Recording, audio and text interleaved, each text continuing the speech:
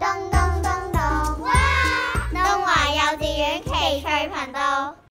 從前有兩個小朋友，一個叫東東，一個叫華華。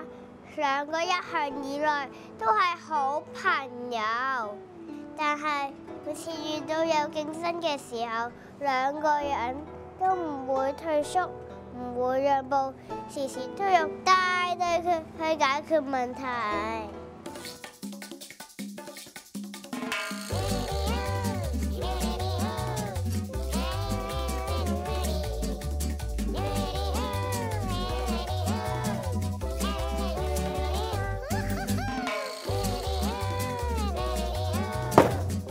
唔該姐姐，唔該你姐姐先啱。我講唔該姐姐先，麻煩你唔該姐姐。都係嗰句唔該姐姐。好啦，一係咁，我哋進行 Chaos 大對決，輸咗嘅就要即刻讓開俾對方。好啊，就咁話啦。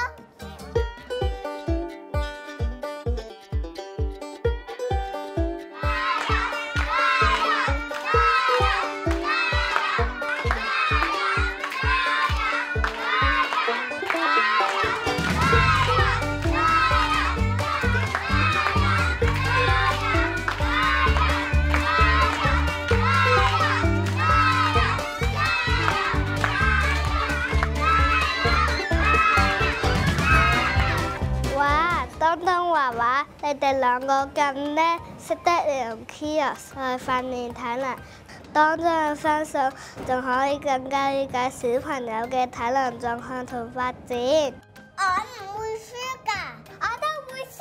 輸，小朋友一定係想聽故事睇圖書啦。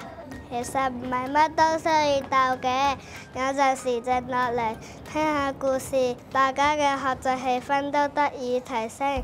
Chaos 唔單止訓練小朋友嘅體能，仲要提升小朋友嘅閱讀興趣，達至文武雙全。我哋就係 Chaos 文武小英雄。